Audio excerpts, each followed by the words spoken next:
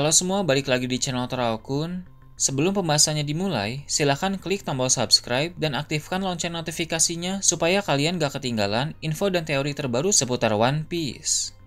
Buat kalian yang mau informasi tambahan soal SBS atau databook, kalian bisa follow Instagram Toraokun. Di sana admin akan memposting soal SBS, databook, dan berbagai teori singkat. Sekarang lanjut ke pembahasan.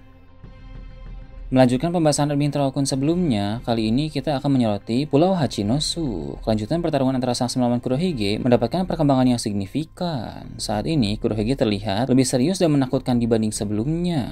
Seperti yang admin Toraokun bahas sebelumnya, tampaknya kepribadian dari orang itu telah berubah menjadi mirip dengan Roshi Sebek. Ini sesuai dengan perkataan Dokyu beberapa waktu yang lalu, bahwa Kurohige memiliki kepribadian lain yang lebih jahat dan juga lebih kuat. Kurohige memang memiliki tubuh yang unik dan penuh dengan misteri. Hal itu sudah pernah dikatakan oleh Marco saat di perang Marineford dulu, yang mana dia bilang bahwa Kurohige memiliki struktur tubuh yang aneh. Terlebih lagi, dalam chapter 1154 yang lalu, terungkap bahwa Kurohige adalah anak dari Roshi Sebek. Tentu itu semakin menambah misteri besar tentang sosok Kurohige ini. Sans dan Kurohige pun kembali saling serang dengan berbagai teknik kuat. Keduanya juga melompat tinggi dan beradu serangan secara langsung. Tentu adu serangan mereka kali ini lebih dahsyat dari sebelumnya, sehingga dampak serangannya bisa terlihat oleh semua orang di seluruh Pulau Hachinosu. Di area pelabuhan tempat Angkatan Laut bertarung melawan para aliansi terkuat Kurohige, ada Garp dan Shiki di sana. Di sela-sela pertarungan mereka pun bisa menyaksikan dari kejauhan adu serangan Sans dan Kurohige yang sedang terjadi. Shiki bertanya kepada Garp, apakah Garp pernah menyangka bahwa anak dari Roshi Sebek akan bertarung melawan anak didik dari Goldie Roger. Garp menanggapi itu dengan bilang, sudah terlalu banyak hal-hal tak terduga yang terjadi, sehingga tidak penting lagi apakah dia menyangka momen seperti ini akan terjadi atau tidak. Dengan begitu, terungkap jelas bahwa Shiki dan Garp ini sudah tahu dari lama bahwa Kurohige adalah anak dari Roshi Sebek. Kalau untuk Sans, sebenarnya dia adalah anak dari Garling Vigarland. Namun karena yang melatih, mendidik, dan mengurus Sans dari dulu adalah Roger, maka orang-orang tidak pernah menganggap bahwa Garling adalah ayah dari Sans, melainkan Sans dianggap sebagai anak didik Roger yang juga mewarisi berbagai tekniknya. Jadi lebih tepatnya, pertarungan di Pulau Hachinosu ini adalah pertarungan antara penerus Sebek melawan penerus Roger.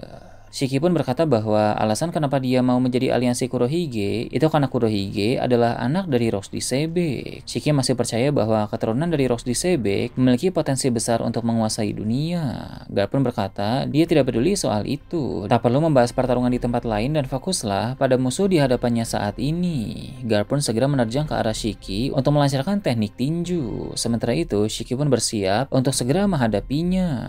Berhubung pertarungan sudah terjadi cukup lama, Garp enggan berbasa basi walau itu soal Sebek dan Roger. Ditambah lagi, stamina Garp sekarang juga sudah sampai habis, sehingga lebih baik segera bereskan saja pertarungan yang sudah berlangsung lama ini.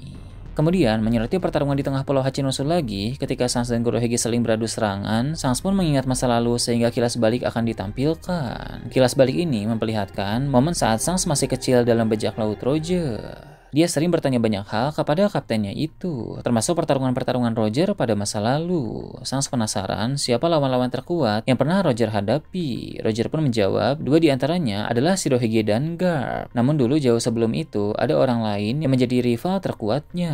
Dia adalah Roshi Sebek. Sebenarnya pada masa lalu, Sebek sangat terkenal. Tapi setelah insiden God Valley, namanya mulai jarang dibicarakan karena pemerintah dunia menutupi soal keberadaan Sebek. Para kru bajak laut Rocks pun tidak suka membicarakan masa-masa dalam bajak laut Rocks, sebab mereka tidak akur satu sama lain sehingga tidak ingin membahas tentang masa itu. Roger pun mengakui kepada Sans bahwa dulu untuk melawan bajak laut Rocks, dia harus bekerja sama dengan Garp. Tentu Sans yang pada saat itu masih kecil langsung menjadi terkejut karena Roger dan Garp yang bermusuhan ternyata pernah beraliansi walau hanya untuk sementara. Meski Sans tidak mengenal sosok Roshi Sebek, tapi dari cerita Roger jelas bahwa orang itu benar-benar menakutkan. Dalam kilas balik itu pun, Gaban berkata dulu Roger membutuhkan Garp karena Roger masih sangat muda, sehingga kemampuannya belum sehebat ketika dalam masa primanya. Jika Roger sudah sekuat dalam masa primanya, Gaban yakin dia akan mampu mengalahkan Roshi Sebek sendirian. Entah apakah ini hanya optimisme dari Gaban terhadap kaptennya saja, atau memang faktanya benar seperti itu.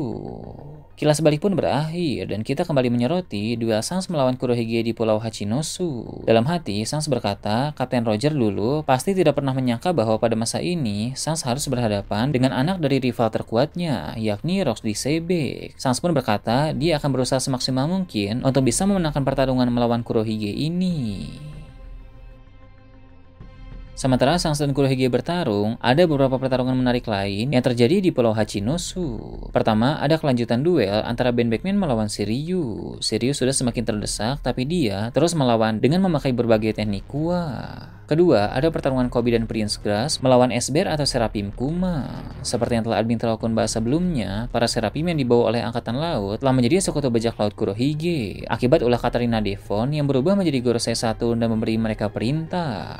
Dalam pertarungan melawan Esber ini, Helmeppo pun sudah bisa beraksi lagi untuk membantu Koby dan Prince Grass, sebab beberapa waktu yang lalu dia sempat kehabisan tenaga dan beristirahat. Ketiga, ada pertarungan antara kru inti Sans yang bernama Building Snake melawan Sanjuan Wolf. Keduanya mengalami luka-luka akibat duel ini, tapi Building Snake tampak lebih unggul. Meski Sanjuan Wolf sangat besar, tapi Building Snake pun sangat kuat, sehingga dia masih bisa unggul melawan Sanjuan Wolf. Keempat, ada pula pertarungan antara Holinga melawan Katarina Devon. Devon memperlihatkan lebih banyak teknik unik dari kekuatan Hyobi no Kitsune, sehingga Holinga mengakui bahwa Devon sangat menguasai kekuatan dari buah iblis tersebut. Berpindah ke tempat lain yang jauh dari sana, sebagian komandan armada besar bajak laut topi jerami akan ditampilkan kembali. Mereka terdiri dari Orlombus, Sai Ideo, dan Cavendish. Mereka berlabuh di suatu pulau untuk mengadakan rapat di sana. Orlombus pun membuka diskusi itu dengan bilang bahwa ada 3 topik utama yang akan dibahas dalam pembicaraan ini. Pertama, soal kasus Bartolomeo yang diserang oleh bajak laut Akagami tempo hari. Tentu hal ini menjadi isu serius bagi para komandan divisi yang lain, karena mereka khawatir akan diburu juga oleh bajak laut Akagami. Namun Orlombus mendengar dari informannya bahwa alasan bajak laut Akagami menyerang Barto Club itu karena Bartolomeo membakar bendera bajak laut Akagami di wilayah kekuasaan Yonko-Shanks. Jadi itu murni masalah pribadi, bukan konflik antara kelompok Yonko. Jadi kemungkinan besar bajak laut Akagami tidak akan menyerang armada besar bajak laut topi jerami yang lain. Selain itu, yang harus mereka pikirkan sekarang adalah memastikan apakah Bartolomeo dan kawan-kawan masih hidup atau tidak. Kedua, mereka juga akan membahas lebih lanjut soal Luffy yang pergi ke Elbaf. Apakah mereka harus pergi ke Elbaf juga atau tidak? Dan yang ketiga, mereka juga membahas tentang perkembangan konflik yang sedang melanda dunia saat ini. Sebagai aliansi dari kelompok Yonko, para komandan armada besar bajak laut topi jerami itu juga harus segera memulai pergerakan besar. Setelah itu, cerita menyoroti Pulau Elbaf dan memperlihatkan perkembangan konflik yang sedang terjadi di area sekolah Walrus. Seperti yang telah admin terlakukan bahas sebelumnya, para prajurit raksasa dari berbagai desa terus-menerus datang ke tempat itu. Dengan sekuat tenaga, mereka harus bertempur melawan para musuh di sana demi mempertahankan negeri mereka. Salah satu dari para prajurit tersebut memiliki kekuatan di atas rata-rata. Dengan kemampuan hebat yang dia miliki, prajurit ini berhasil mengalahkan cukup banyak monster mimpi buruk dengan cukup cepat. Dia juga langsung menargetkan Im Sama yang sedang merasuki tubuh Gunko.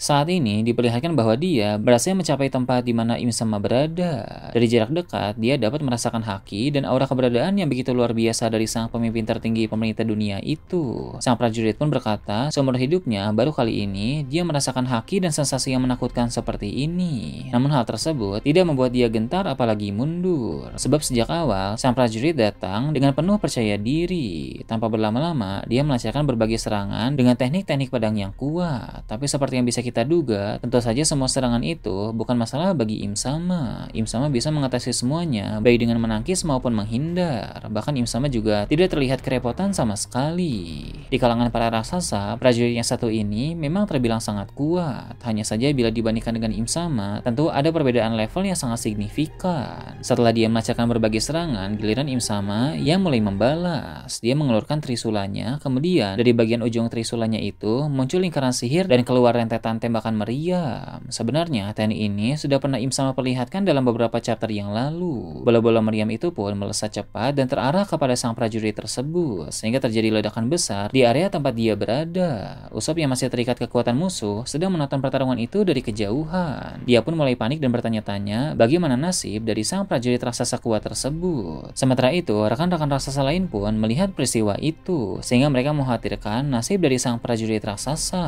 Posisinya pada saat ini, para raksasa lain itu sedang bertarung melawan Somers. Nah, ketika fokus mereka teralihkan, Somers mendapat kesempatan untuk melancarkan serangan kepada mereka semua sekaligus. Sang Satria Suci itu pun berkata, jangan lengah ketika bertarung melawan musuh yang kuat.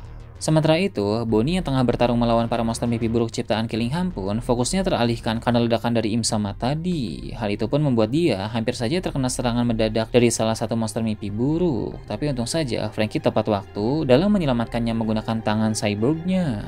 Kemudian, Bonnie segera memakai teknik Distorted Future untuk berubah menjadi raksasa. Seperti yang kita tahu, teknik ini membuat gadis itu bisa berubah menjadi bermacam-macam versi lain dalam dirinya. Entah itu menjadi raksasa, bucanir, bahkan versi nikah sekalipun. Tapi versi nikah ini sangat menguras energi dan hanya bisa dipakai dalam waktu yang sangat singkat. Jadi tak sembarangan bagi Bonnie untuk berubah menjadi nikah. Untuk sementara ini, dia lebih memilih berubah menjadi versi lain seperti mode raksasa atau ras bucanir karena tidak terlalu menguras energi dan dapat dipakai dalam jangka waktu yang lebih lama.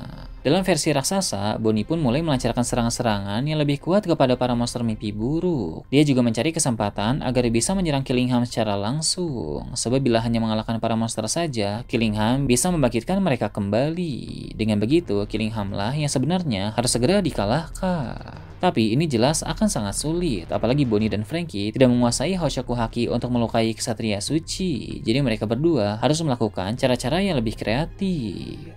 Kembali ke prajurit raksasa kuat yang berhadapan dengan Im Sama tadi, setelah asap dari ledakan bola-bola meriam itu hilang, diperlihatkan bahwa raksasa tersebut mampu untuk bertahan. Dia pun bicara dalam hati dengan berkata bahwa bos dari para musuh itu memang sangat kuat, sehingga jika dirinya tidak bertarung dengan hati-hati, maka dia akan kalah dengan mudah. Jadi dari kepercayaan diri yang tinggi tadi, sekarang dia mulai bisa berpikir dengan lebih realistis. Melihat prajurit yang satu ini mampu bertahan, sama sekali tidak membuat Im Sama terkejut ataupun terganggu. Sebab meski raksasa itu mampu bertahan, Im Sama tahu itu bukan masalah besar. Im Sama sebenarnya bisa saja mengalahkan prajurit itu dengan sangat cepat. Namun Im Sama tidak ingin langsung melakukan hal itu, karena seperti yang kita tahu, Im Sama juga sedang menguji kekuatan tempur dari pihak Elbaf. Sebab dia berencana memanfaatkan para raksasa itu untuk perang besar nanti. Nah itu tadi berbagai hal menarik pada pembahasan channel Toraokun kali ini. Gimana menurut kalian? Silahkan tulis di kolom komentar di bawah. Oke, segitu aja untuk pembahasan kali ini. Jangan lupa like, share, dan subscribe untuk video menarik selanjutnya. Gue Toraokun, Shambles.